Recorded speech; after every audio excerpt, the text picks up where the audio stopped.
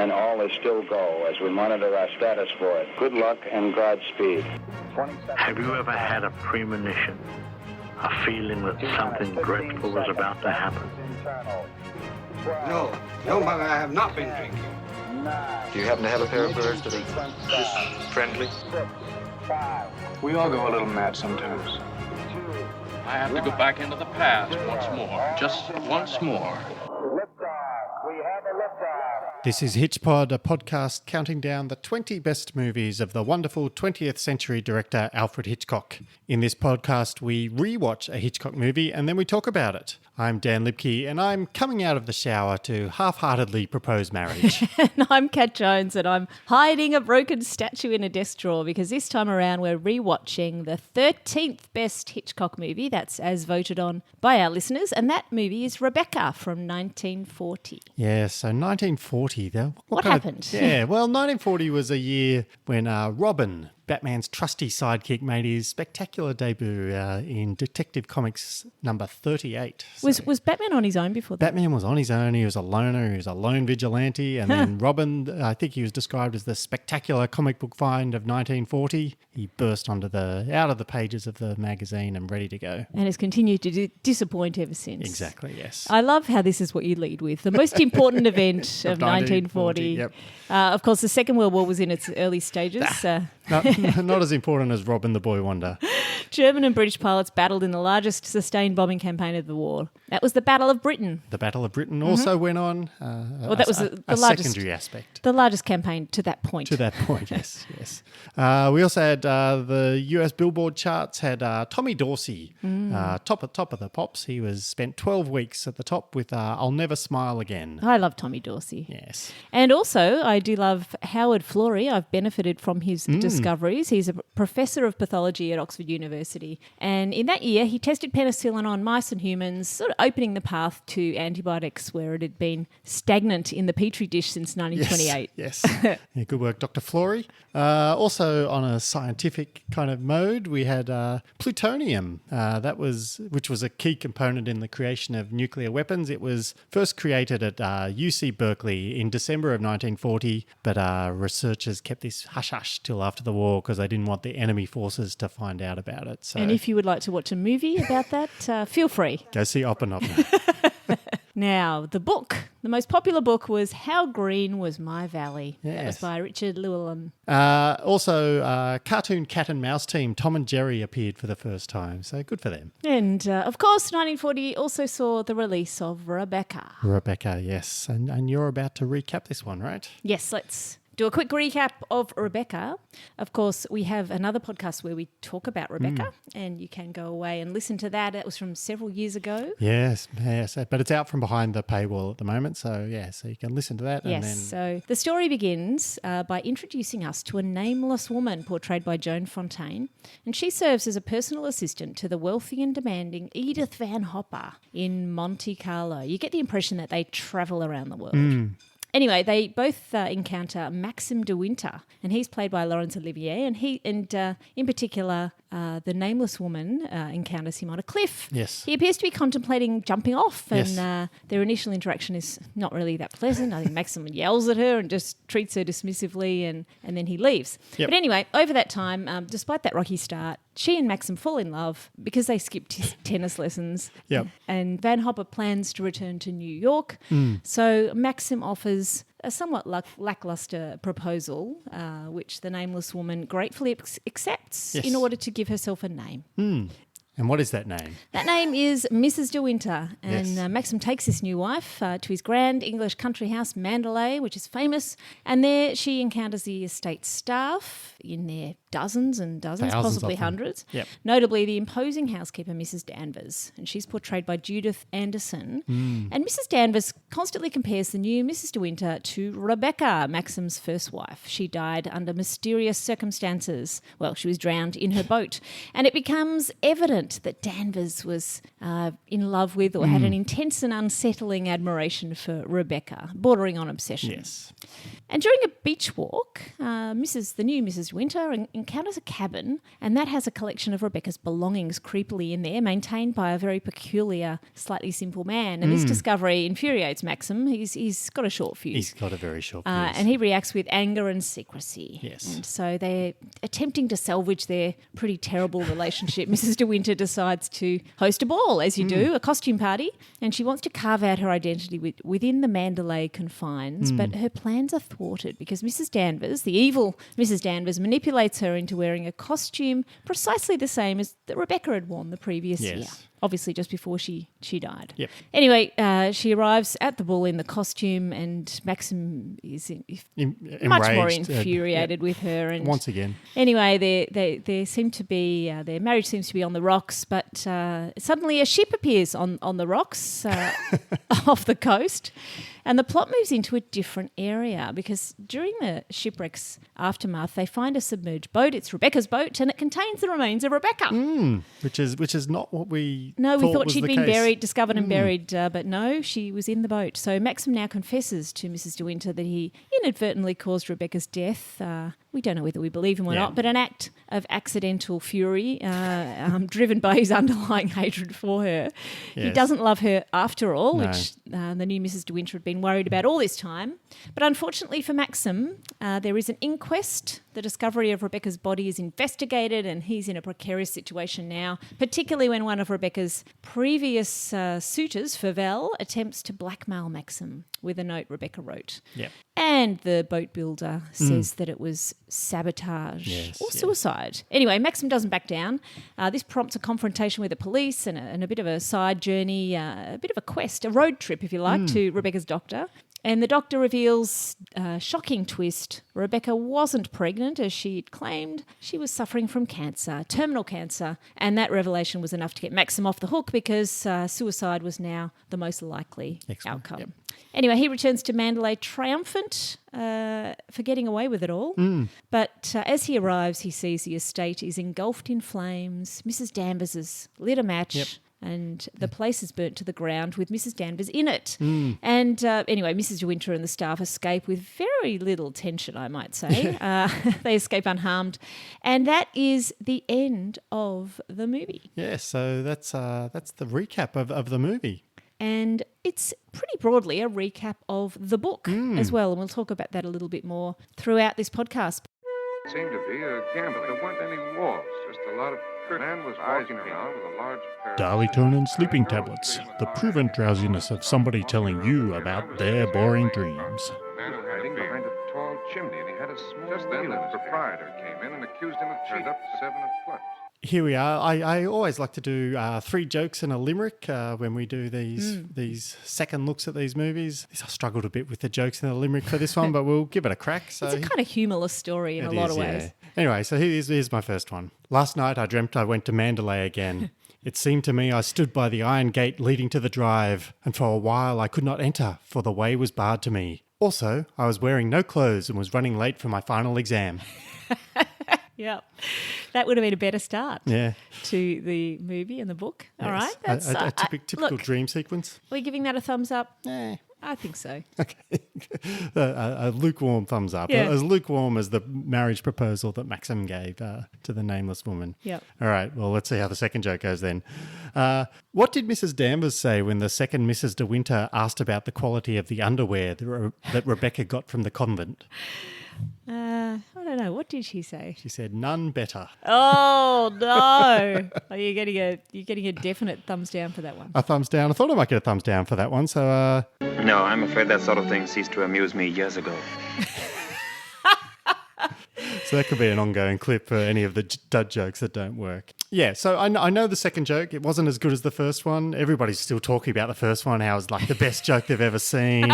Much better, funnier, cleverer, more beautiful. But it's gone. You've got to forget that first joke. Dear. It's gone now. Because if you don't forget it, I'll have to burn this entire segment to the ground. I think you will. But before you do that, I'll give you a thumbs up for that third one. Okay, that's good. I think that's a very good meta joke. All right. And then finally, we have the limerick. Danvers found the second Mrs. De Winter annoying like a paper cut or a small splinter.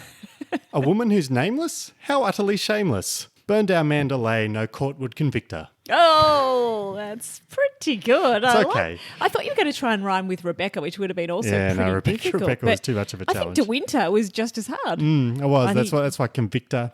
Convictor. I think you still get a thumbs up for the limerick, though. Okay, well, that's good. Yeah. All right, so what did we think on the second time through with this movie? Well, I enjoyed it the second time around. What do you reckon? Yeah, I enjoyed most of it the second. I enjoyed the first hour and a half. I thought I'd completely underrated it on the first time through. I was just, this is really good. I'm not quite sure, why I ranked it relatively lowly, like middle of the pack. I was definitely kind of more amused this time by Maxim's weird aloofness. I thought this guy is strange, but it's kind of amusing to me. And I liked Joan Fontaine a lot more than I did the first time around. I found her being overwhelmed and out of her depth more charming somehow this time. I wasn't quite as annoyed by it as I was the first time. Yeah, I liked her more too. And I think that's because I just recently read the book. So I was in her head for whatever it was, 112,000, too many, 112,000 words. And so watching the movie, I think what happens is we're in this sort of distant third person. And in the book, we're in first person. So, of course, she's a lot more likable. And having had that, you're a lot closer to her. She's a lot more sympathetic. And also her thoughts in the book are so paranoid. It's just really great. She's a perfect fish out of water, all of her insecurities and jealousy. And, I mean, everyone's felt that before in some situation or other. So I think, that overestimating of other people's appeal compared to our own, all of that. So I think that's why maybe this was so popular, because the film came hot on the tails of the book. The book had only just come out. This was a very fresh interpretation. And I think du Maurier is a master at just this, how people feel and their insecurities. And the narrator has so many things going on gloriously in her head. The movie couldn't possibly do her justice. And I guess if the fact that a good chunk of the people who watched the movie would have read the book. They probably are filling in gaps. Like they know what she's thinking, even if it's impossible for Hitchcock to convey it without some awful voiceover. Yes, the occasional dream sequence or something, which is bad enough. They're probably filling in the gaps, which may have even helped with the Academy voters, because this one did win the Oscar for Best Picture. So but I guess countering that is when you doing a beloved book, the problem is you've got this high standard to live up to. If you don't meet it, then people get very mad at you for not being as good as the book. So these two challenges. It's helped by people knowing the book so well, but it's also challenged by the book being so famous as well. I think after reading the book, I understand David O. Selznick a bit more, insisting upon keeping it as faithful as possible. Yeah. I did like it a lot more the second time around because I loved the book so much. I mean, the book's an absolute masterpiece. Yep. I kind of raved, as you often heard me raving all the way through the 15 hours of audio or whatever.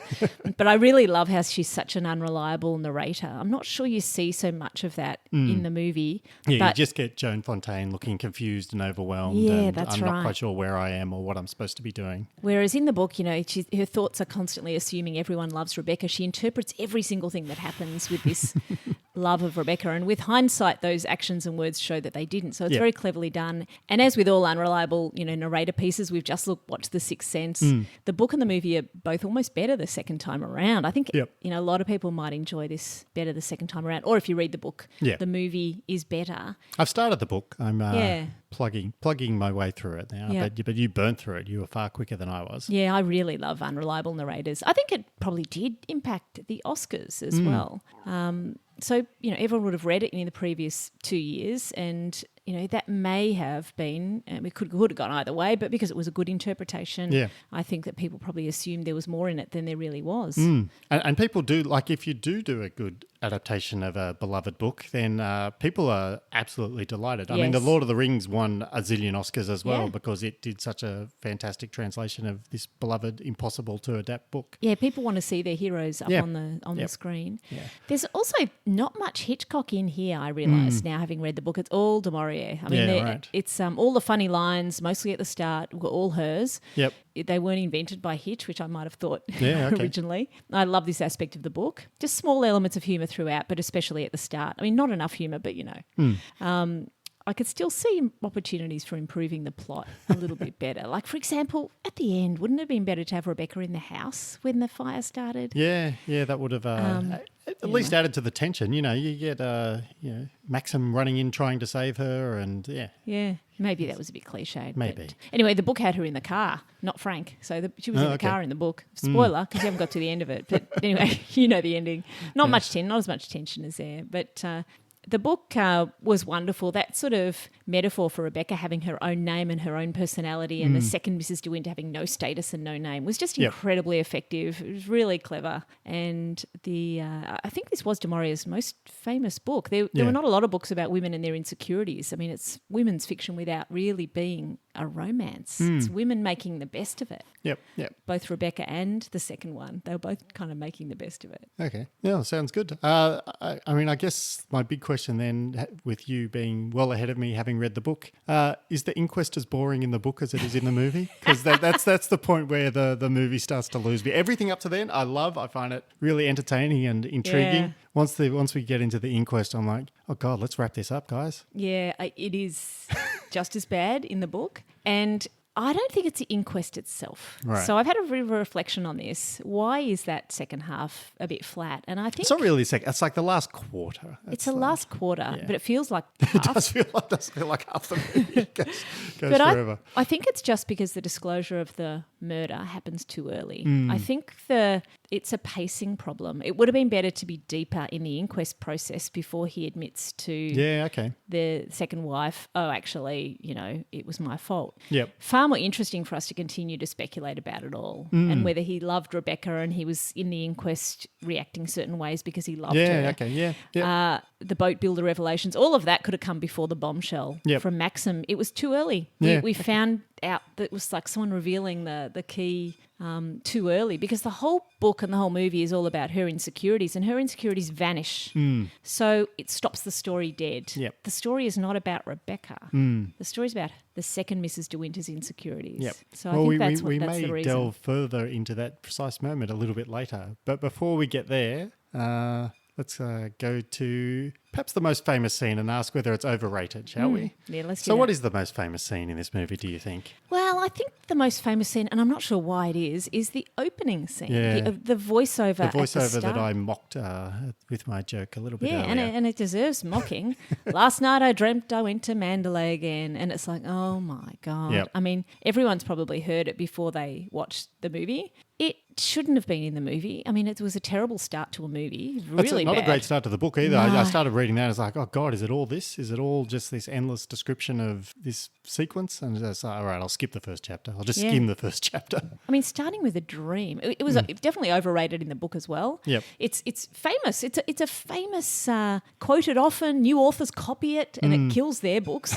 It's totally out of fashion now. It was probably popular at the time. I Yep. mean, the whole book needed a good edit, 112,000 words. Anyway, it's such a slog, isn't it? And I mean, anyone else who's thinking of reading this book, I highly recommend it, but you can skip every scene involving flowers. There's so many details about the garden. I was almost glad when it burnt down. It is completely irrelevant to the plot as well. Even worse than it being boring. What point is it her having a dream years later about going down a driveway and it's all over? I don't get it. Yeah. No. The story wasn't about the house. No. Anyway, at least the description, that bit was over pretty quickly in the movie. She said, and then I woke up. And then I woke up and now we're into the plot. So, Yeah. So that one we're deciding that is an overrated scene. That is 100% overrated. The most overrated one we've chatted about so far, I think. What about an underrated scene? Well, what are we going to go for here? So underrated. Look, I think we both loved that little cameo from Mrs. Van Hopper. Yes. She's such a great character. She's so good. She's really most of the humour there at the start. And as I said, it was du Maurier who wrote her. She's really great. Loud and demanding and just really clueless on all social interaction and just but a comic character, but yet we all have known someone just like her. Yes, indeed, yeah. It was really great. And the role she plays in the book, I find really clever, because she's this great monstrous comic, foe for both Maxim and the unnamed or her unnamed companion, and she's loud and demanding, and she's clearly got her own eye on Maxim, and he's not interested at all. He's making fun of her, and that's kind of the key to it, I think, because we see him making fun of her, and we don't really care that he's making fun of her because she in a sense deserves it, because she's an awful person, like she's horrible. He's a caricature. We're happy to watch that fun being made. Exactly. So that's fine. Yes. Maxim, good on you for making fun of her. She deserves it. And it partially disguises that this is, an unpleasant aspect of Maxim's personality. It's his character. He doesn't ever stop doing it. Yeah. So we're delighting in, this woman getting her comeuppance because she's so rude to her unnamed companion. But what we don't discover until later is that once she disappears from the story, and she disappears, relatively early on, all that's left is this poor new Mrs. De Winter, and all this condescension and snarking and mean comments, all that comes down on her now. And I think it's very clever. Like we'd put up with it. We thought, well, she deserves it, and now it's still there, and it's like, I don't really think she deserves it. Yep. And we did get glimpses of it in their courtship. Like we got glimpses of him being, you silly child, and all this condescending stuff. But it was much more noticeable when he was doing it to her later on, when there was no other target for it. So I thought that was quite a neat narrative trick. It's very clever from De Maria, isn't it? And I think the scene we liked the best was perhaps the first meeting, where he's really quite cruel to Mrs. Van Hopper, who seems not to notice. Yes. And the companion does notice. Yes. And I think Mrs. Van Hopper thinks that he's still in love with her the entire time. When she's up in her bed, he thinks, Maxim's just waiting for me to, recover from this illness, and then we'll get together. And she's such a name dropper. Yeah. Very funny. All right. So over on Patreon, we have been rewatching some of our favourite movies after Hitchcock's death in 1980, and we've been looking at them through a Hitchcock lens. So we've now covered several movies. We've covered The Incredibles, The Prestige, Eternal Sunshine of the Spotless Mind, Apollo 13, and just about a week or so ago, we watched The Sixth Sense, or rewatched The Sixth Sense. And next up is Barbie, so that should be entertaining. So if you'd like to listen to us talk about these movies, all you have to do is become a patron of HitchPod via patreon.com/HitchPod. Just a couple of bucks a month, and that gets you access to not just all these extra discussions, but also our discussions of every Hitchcock movie from the first season, a whole heap of other similar Hitchcock movies, all kinds of random things. And as we kind of alluded to, we are doing a book club on Rebecca over on the Patreon, and you've blitzed your way through the book, and you've offered your thoughts here and also at the book club. So and we've had some good feedback from the patrons as well.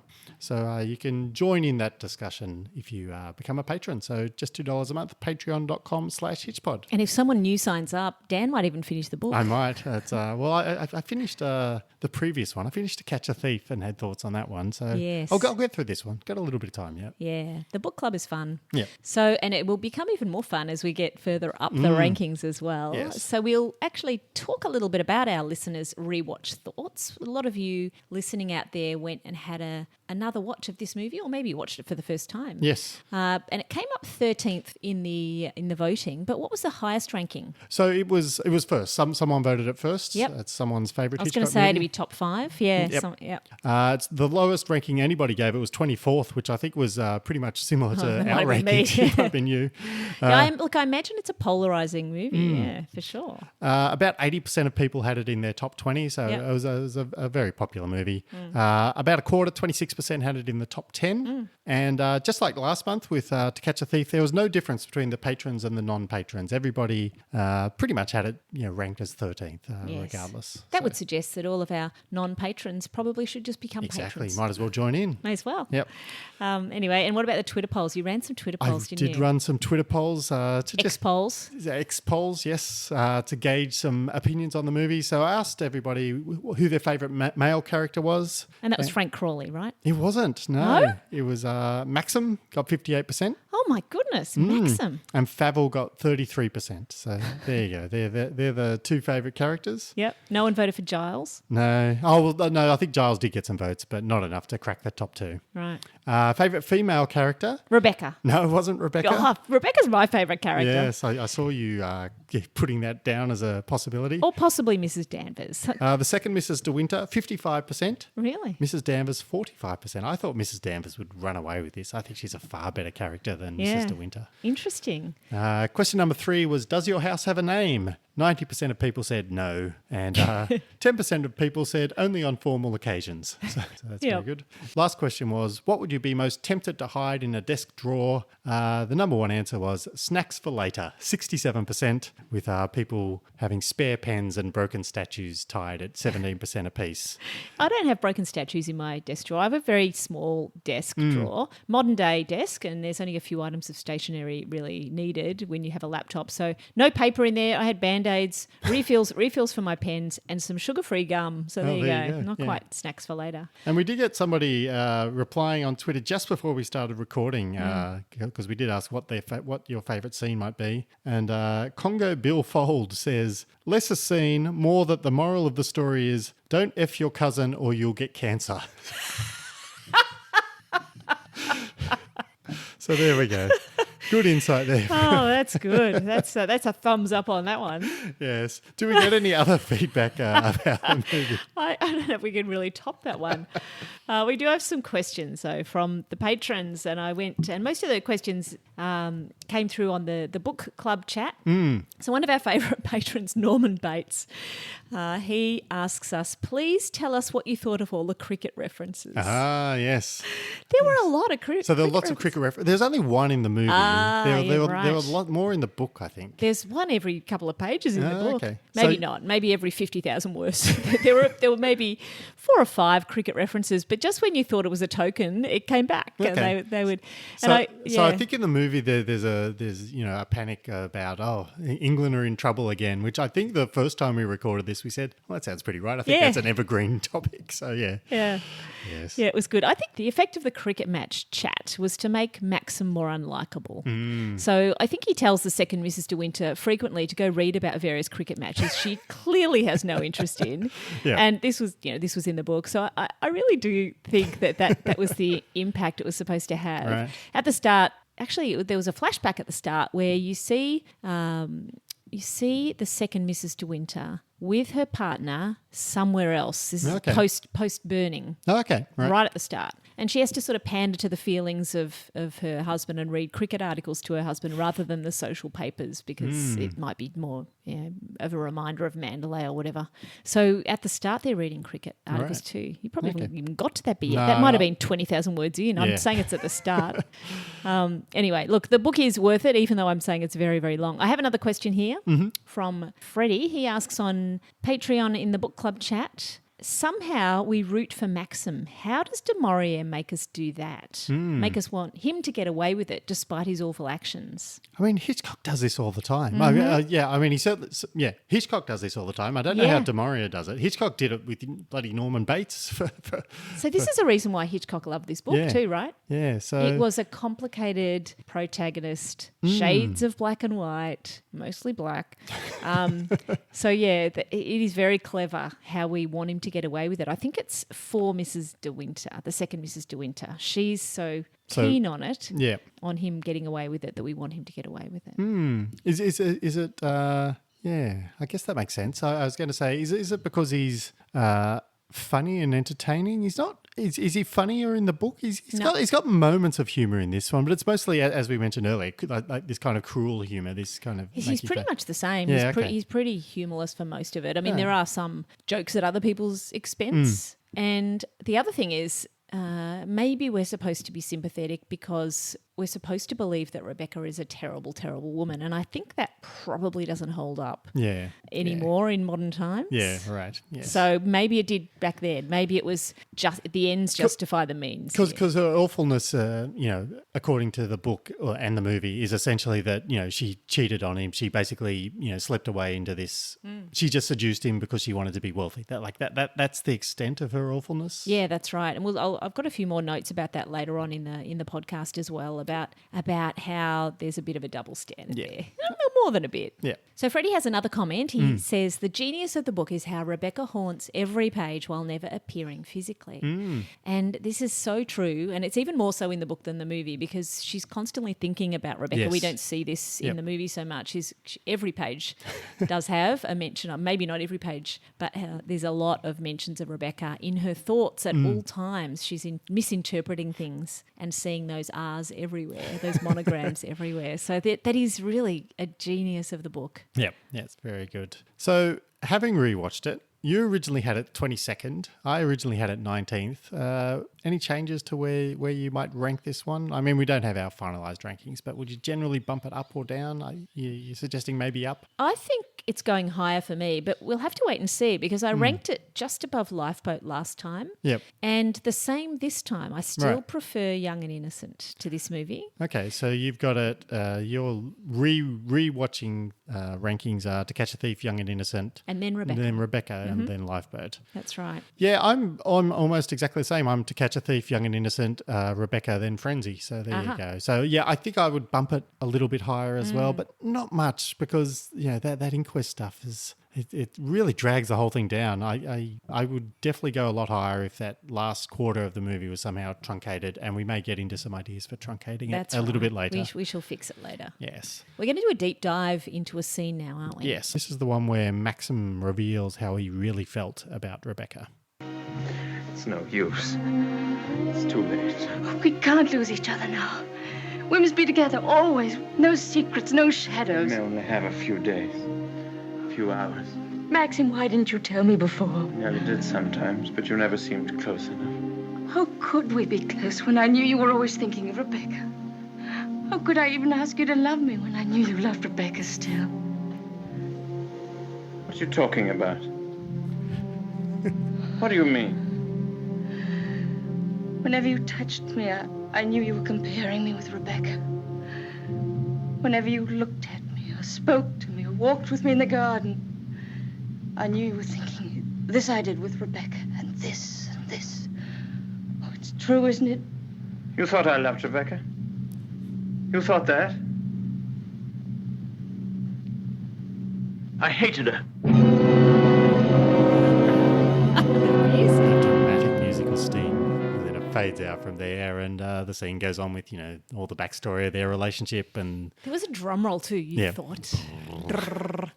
Wow, that is so melodramatic It is now that indeed, we hear yes. it back. And it does work really well in the book and in the movie. It doesn't work on a clip like that. It sounds ridiculous. Yeah. But, yeah. But anyway, deep dive. What do you think? I think it's the second time around. You obviously know that if you remembered the first time around, I remember thinking, oh, that's a very good twist. Like I did not interpret any of his actions or any of anybody's actions that way. So yeah, I think.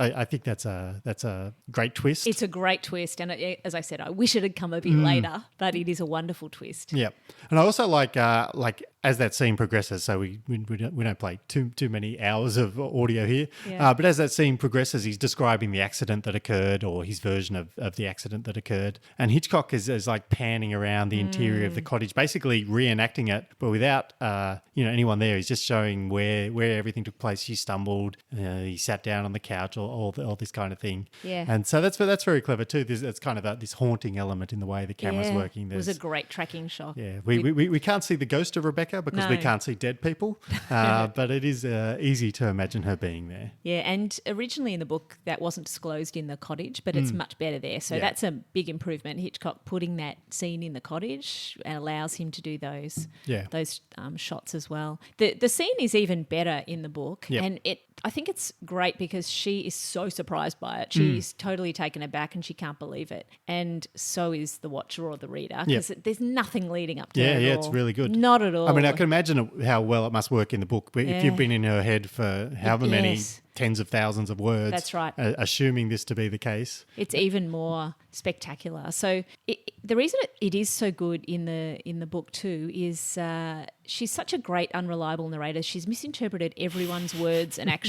Even in this scene, she thinks we think it's going in one direction when he says we've lost our little chance of happiness and Rebecca has won and her shadow who's been between us all along. And fair enough that she would. But then, of course, in the book, he admits that he shot her. And the crazy thing about this, and it was very believable too, is that she doesn't actually care. She's just happy that she's just relieved that he doesn't love Rebecca. It's a bit like the start of the movie. It's like, we're relieved, but this is worse. This is not better.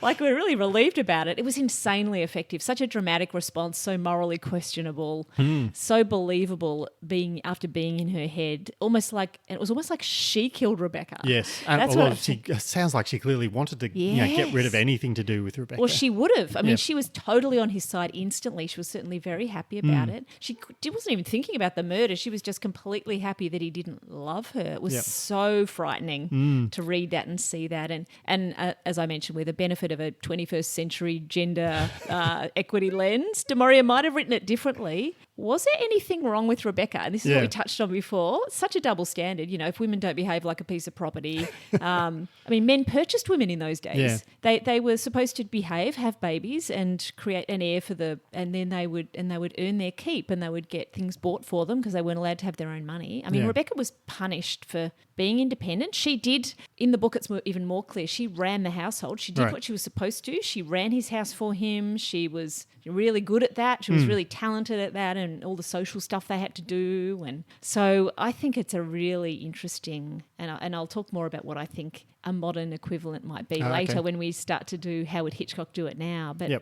the other thing I just want to mention here is as soon as this revelation comes out, all of the references to the second Mrs. De Winter being a child and being immature, and she felt like a child all the way throughout. She wore darker clothing after the murder revelation. She felt like a proper woman. And it was like, goodness me, if that's what it takes for you to grow up, it wasn't until after my first murder that I grew up. It was sort of it was quite clever from the author. Just incredible. And of course, all this is dampened in the movie because he's not a murderer. No. If you take him at his word, this is all a dreadful accident. She slipped and fell and bumped her head. And we're not supposed to believe that. I think we're not supposed to believe it was an accident. It was just convenient for her to believe it. Yes, but he still has to. He still has to put up a pretense that it's that's believable, which is less strong. I mean, she can believe it, like as you say. Exactly. The shooting, there's no going, oh, maybe he accidentally pulled out a gun and shot her. It's like, no, this is. It also makes the inquest a little bit better because we're always wondering throughout the inquest, is someone going to find out that it was actually a bullet wound? Right. Yes. Yeah. So I think it adds a bit of suspense that isn't in the movie, and it also makes the whole morally questionable thing far starker. You know, why does she accept this? He actually shot him, my goodness. Yep. Very interesting. Yep. Do you have lodgers in your loft, stomping around, seducing your daughters and murdering the neighbours?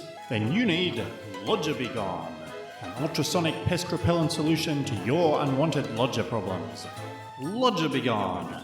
Sound waves not included. So before we get to the Hitchcock do-over, happy birthday to The Lady Vanishes, which turns 85 years old in October. So wonderful. Will we see the vanishing lady in the countdown, do you think? I'm pretty sure we would. Yeah, may have vanished from consideration. Maybe it has. It's going to get harder and harder for things to scrape in. We're almost in the top 10. Fewer options, yep. So this is the section where we talk about how Hitch liked to redo ideas from his own movies. He redoes the 39 Steps as North by Northwest, lots of similar themes. Obviously does a couple of Men Who Knew Too Much. And when we originally discussed this, we suggested that Vertigo was perhaps a version of this that Hitchcock could own more deeply. So another version of Rebecca is essentially Vertigo. It's a second woman coming along and having to live up to the first. But let's assume that Hitchcock had a further 83 years to think about this movie. What would he change from Rebecca? And we're assuming here that he was in modern days now. Once you live to that grand old age of whatever he would be, he'd be 123, right? Yep. Then you're very woke on all of the latest up and coming trends. So what would he change? I mean, this was his only Oscar-winning movie. Would he want to change anything anyway? He may not. He may go, if it ain't broke, don't fix it. But he did later say that it didn't feel like a Hitchcock movie to him. So I think he'd be willing to risk his one Oscar in the hope that maybe he could get a Best Director Oscar as well if he just tweaked it a little bit further. Yeah, that's good. Yeah. So What do we reckon he changed? I reckon first up, he'd lose the introduction Yeah. and tighten up the end, tighten up the entire story, but particularly that end bit. Basically, do the things he wasn't allowed to do because he was just a newbie in Hollywood, right? Yeah, that's right. I think the start would have been on the cliff. I mean, I think that was a good start, and that probably would have been where it started, not the famous quote. Yes. It would have annoyed a lot of people to lose that famous quote, no doubt. But Oh. you're right. Now, the end... You could have the famous quote in a boring trailer that nobody sees. That's Yeah. fine. I mean, and as we mentioned, he could probably these days have Maxim actually shoot Rebecca. Like that's right. That could. You don't have to. No production dampen that code to down worry anymore. about. Yeah, so Yep. that's fine. None of this muddled up. She fell over and bumped her head business. No, that's right. Yes. For the ending, I kind of think that I think it's really easy to get rid of most of this inquest stuff that is pretty dull. I think you could more or less skip the entire investigation. I think from the point where he reveals that he killed her, I mean, you go straight to the blackmail attempt. You have the cousin showing up saying, look, there's going to be an inquest. I've got this note. I will, pay me lots of money and I'll make this note go away. Otherwise, when this inevitable inquest starts, this is your problem. And then from there, you can go straight to the doctor or whatever. But you could just skip all the tedious inquest stuff. Yep. Get rid of it completely, wrap it all up in a nice, shorter movie, and there you go. I think that Du Maurier, I'm just trying to think of why Du Maurier might have left all of that in there. And Rebecca, the second Mrs. De Winter, went along to the inquest. Yep. Even though she didn't really belong there, that didn't really... It's nothing to do with her. Didn't really make much sense. She also went along to the doctor's visit to find out, again, why did she go to that? Yeah. And that was a little bit strange in the book, but when you're writing in first person, Yeah. if you don't have the You don't- narrator there, yeah. you can't tell the story. And I think the mistake there was, just Think don't you should tell have it. thought, yeah. Like, she didn't need to be there as a spectator. We didn't need to see it either. yeah. Maybe we needed to see the doctor visit. That was a pretty good twist as well. Yeah, I think so. It still strikes me as pretty weird. Like all these people just descend, en masse to this poor doctor's office and, start asking him questions about this woman. Everyone, we needed to get most people out of the way so that Danvers could set fire to the house. So Yeah. that then ties up that nice plot point. But you're right. Get rid of most of the inquest. Yeah. Have the revelation of Maxim hating Rebecca after the blackmail starts, for sure. And, have him just Yep. being very offended about being blackmailed. Yes. And, have her really frantically worrying about, oh my God, Rebecca was going to have a baby. I'm not pregnant yet. Yep. Like all of that would have been Yeah, that would be really great. fantastic, yeah. It would have been really good. So I think that the other thing I would love as well is if the second Mrs. De Winter did a little bit of a switch at the end, and it could have happened very close to the end, where she suddenly started to take Rebecca's side. Ah, okay. And maybe a modern interpretation would do that. It's like, right, let me just think how it would feel to be Rebecca. Now I'm more like Rebecca. I'm more confident. I'm Yep. wearing black. Yep. There's this cottage down here which nobody else is using. That's right. I think it would have been really interesting if she'd suddenly looked at her husband and gone, ooh. I'll look after the house. You do whatever you have to do.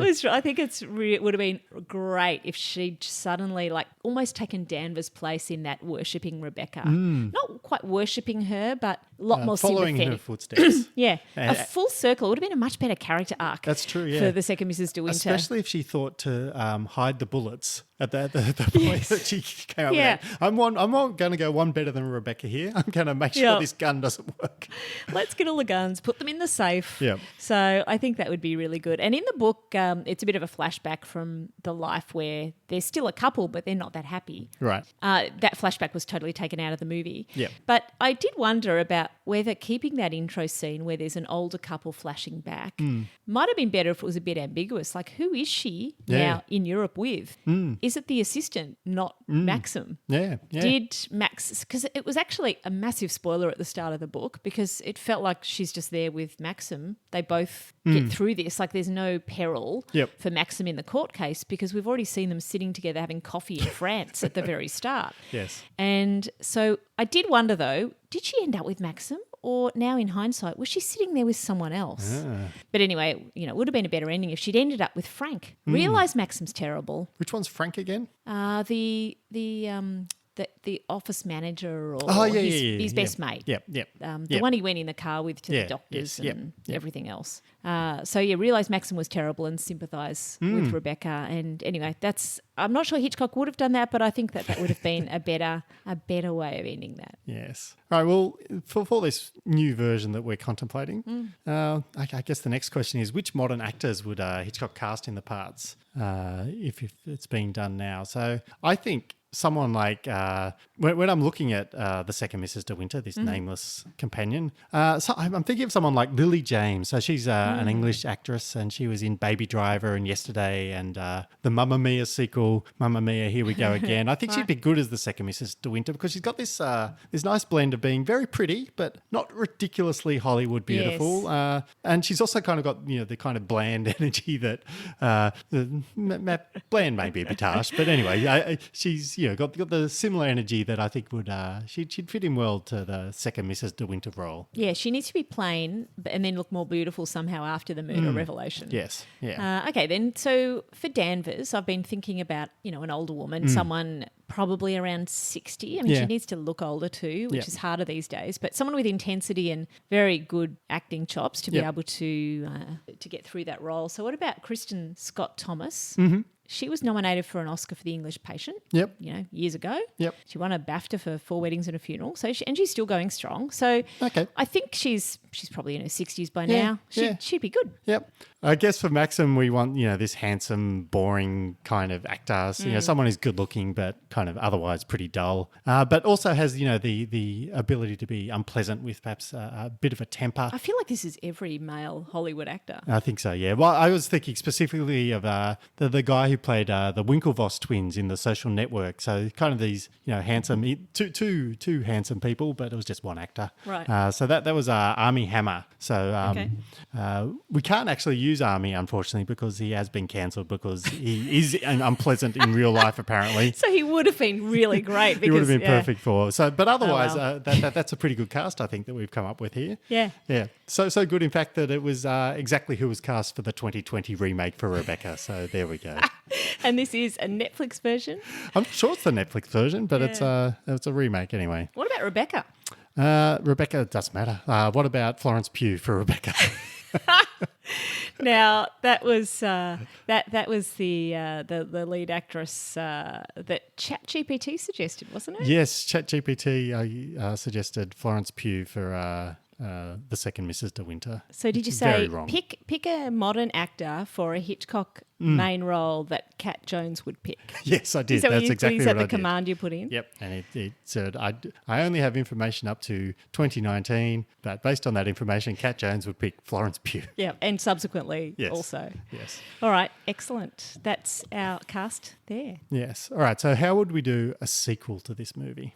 The sequel has to be trailing Edith Van Hopper. Yeah? I think so, yeah. I think that's the best idea. Yeah. Because, we're left dangling because she's got this daughter who's getting married. So I think she has to get a new companion. And I think this new companion is constantly compared to her first companion. Oh, wonderful. That's so great. I think she's always saying, and maybe that's where we discover the nameless girl's name, because she's constantly saying, you're never as good as Jessica. Jessica was the best companion I ever had.